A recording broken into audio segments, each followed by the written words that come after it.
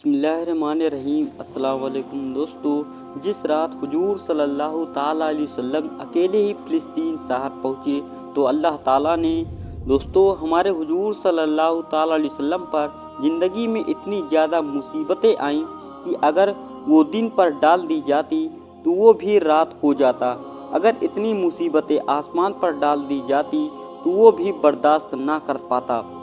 اگر زمین پر اتنی مصیبتیں ڈال دی جاتی تو وہ بھی کانپ اٹھتی۔ لیکن اللہ تعالیٰ نے ہمارے حضور صلی اللہ تعالیٰ علیہ وسلم کا دل اتنا زیادہ مضبوط بنایا تھا کہ آپ نے ان سبھی غموں کو برداشت کیا اور ایک پل کے لیے بھی اسلام کی دعوت کو نہ چھوڑا۔ جس وقت حضور صلی اللہ تعالیٰ علیہ وسلم نے مکہ میں اپنی نبوت کا اعلان فرمایا تو سارے مکہ والے آپ کے دشمن بن گئے۔ ابھی تک جو لوگ آپ کو سچا اور ایماندار کہا کرتے تھے وہ بھی آپ کو گالیاں دینے لگے، کوئی آپ کے پاس نہ بیٹھتا، جن لوگوں کو بھی آپ سمجھانے جاتے وہ دور سے ہی پتھر مارنے لگتے، کبھی کوئی آپ کے چہرے پر تھوک دیتا، کبھی زمین سے مٹی اٹھا کر پھینک دیتا، اور آپ پورا دن ایک ایک آدمی کو سمجھاتے کہ اے بھائی اللہ پر ایمان لے آؤ، اس کے علاوہ کوئی معبود نہیں۔ لیکن صبح سے شام ہو جاتی مگر مکہ میں کوئی ایک انسان بھی آپ صلی اللہ تعالیٰ علیہ وسلم کی بات سننے کے لیے تیار نہ ہوتا۔ حضور صلی اللہ تعالیٰ علیہ وسلم کا بچپن سے نہ تو کوئی بھائی تھا اور نہ ہی کوئی بہن۔ آپ صلی اللہ تعالیٰ علیہ وسلم اپنے والد کی ایک لوتے اولاد تھے۔ والد کی وفات تو آپ کی پیدائش سے پہلے ہی ہو گئی تھی، اور جب آپ صلی اللہ تعالیٰ علیہ وسلم کی عمر 6 سال ہوئی تو امی بھی چھوڑ کر چلی گئی۔ 2 سال تک دادا ابو طالب نے آپ کو پالا، لیکن اس کے بعد ان کی بھی وفات ہو گئی، اور آخر میں آپ کے سب سے ہمدرد چچا ابو طالب نے آپ کے سر پر ہاتھ رکھا اور پھر ساری زندگی آپ کی کفالت کرتے رہے۔ لیکن جب حضور صلی اللہ تعالیٰ علیہ وسلم نے مکہ والوں کو ایک اللہ کی طرف بلانا شروع کیا تو سبھی آپ کے دشمن بن گئے، اور ایک دن ابو جہل مکہ کے بڑے بڑے سرداروں کے ساتھ حضور صلی اللہ تعالیٰ علیہ وسلم کے چچا ابو طالب کے پاس آیا اور کہنے لگا کہ دیکھو،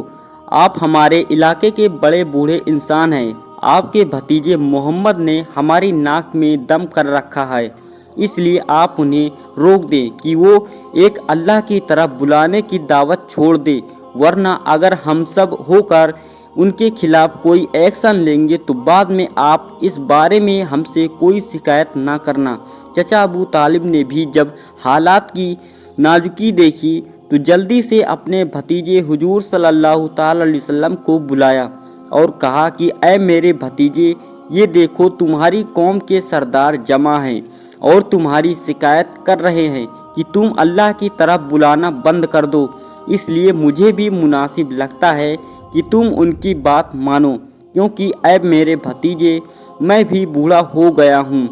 تم بھی تھوڑا گھر والوں کا خیال رکھو اور اپنے کام کاج پر دھیان دو۔ حضور صلی اللہ تعالیٰ علیہ وسلم نے جس وقت اپنے چچا ابو طالب کی زبان سے یہ بات سنی تو آنکھوں میں آنسو بھر آئے اور کہنے لگے کہ اے میرے چچا جان، اگر یہ دنیا والے میرے ایک ہاتھ میں سورج اور دوسرے ہاتھ میں چاند رکھ دیں اور کہیں کہ میں اللہ کی طرف بلانا چھوڑ دوں تو میں ایسا ہرگز نہیں کروں گا۔ اور اس کے بعد حضور صلی اللہ تعالیٰ علیہ وسلم روتے ہوئے کمرے سے باہر نکل گئے تو یہ دیکھ چچا ابو طالب کا بھی دل پگھل گیا، اور بعد میں حضور صلی اللہ تعالیٰ علیہ وسلم کو پاس بلا کر کہا کہ اے میرے بھتیجے، تم کو جو کرنا ہے کرتے رہو، میں مرتے دم تک تمہارا ساتھ نہیں چھوڑوں گا۔ لیکن اللہ کی قدرت تو کچھ اور ہی منظور تھا کہ واقعے کے کچھ ہی دنوں بعد اچانک حضور صلی اللہ تعالیٰ علیہ وسلم کی سب سے ہمدرد بیوی حضرت خدیجہ کی وفات ہو گئی، اور اس کے کچھ ہی دنوں بعد اچانک چچا ابو طالب کی بھی وفات ہو گئی، کہ جس کی وجہ سے آپ صلی اللہ تعالیٰ علیہ وسلم بالکل ٹوٹ کر رہ گئے، کیونکہ یہ دونوں حضرات آپ کے لیے ایک ایسا سہارا تھے کہ جن کی باتوں سے حضور صلی اللہ تعالیٰ علیہ وسلم کا دل مضبوط رہتا۔ لیکن اب دونوں نے ہی ایک ساتھ چھوڑ دیا۔ 4 लड़कियां थी, उनकी भी जिम्मेदारी अब पूरी तरह आप सल्लल्लाहु ताला अलैहि वसल्लम के ऊपर आ गई। और दूसरी तरफ अल्लाह का हुक्म था कि ऐ मेरे प्यारे नबी, ज़िंदगी में चाहे जैसे भी हालात आएँ, आपको इस्लाम की दावत से नहीं रुकना है, बल्कि बराबर लोगों को समझाते रहना है कि आखिर जब हुजूर सल्लल्लाहु ताला अलैहि वसल्लम मक्का के लोगों को समझा कर थक गए और बहुत कम लोग आप पर ईमान लाए, तो एक दिन मजबूर होकर आप ताइफ की तरफ गए ताकि वहाँ के लोगों को कुछ इस्लाम की बातें समझा सके। शायद वहाँ के सरदारों ने से कोई बंदा ईमान ले आए ताकि वो इस्लाम के लिए एक मजबूत ताकत बने। लेकिन उन लोगों ने तो हुजूर सल्लल्लाहु ताला अलैहि वसल्लम की बात ही ना सुनी और अपने इलाके के बदमाश लड़कों को आप सल्लल्लाहु ताला अलैहि वसल्लम के पीछे लगा दिया कि जो आपको पत्थरों से मार रहे थे, और इतना ज़्यादा मारा कि सर का खून बहते हुए पैर की जूतियों में आकर भर आया। हुजूर सल्लल्लाहु ताला अलैहि वसल्लम पूरी तरह जख्मी हो चुके थे। चचा और बीवी की वफ़ात का गम अभी ठंडा नहीं हुआ था कि दूसरी तरफ ताइफ के लोगों ने आपकी ये हालत कर दी। आंखों में आंसू भरे थे और आप मायूस होकर सर झुकाए एक बाग में बैठे थे, अल्लाह से दुआ कर रहे थे कि ऐ मेरे अल्लाह, आप ये मुझे किन लोगों के हवाले कर दिया है। ये तो हर मौके पर मुझे जलील करते हैं, मुझे मारते हैं, लेकिन ऐ अल्लाह, अगर आप मुझसे नाराज़ नहीं हैं तो मुझे कोई फ़र्क नहीं पड़ता, मैं आपके हुक्म पर ऐसे ही लोगों को समझाता रहूँगा। हुजूर सल्लल्लाहु ताला अलैहि वसल्लम का ऐसा गम देखकर अल्लाह का अर्श भी काँप उठा और अल्लाह ने फैसला किया कि अब मैं अपने प्यारे नबी को अपने पास आसमानों पर बुलाऊँगा। आखिर जब रात हुई और हुजूर सल्लल्लाहु ताला अलैहि वसल्लम बिस्तर पर लेटे, तो अचानक हजरत जिब्राइल अलैहिस्सलाम एक तेज़ रफ्तार सवारी लेकर आपके पास पहुँचे और कहा कि ऐ अल्लाह के हबीब,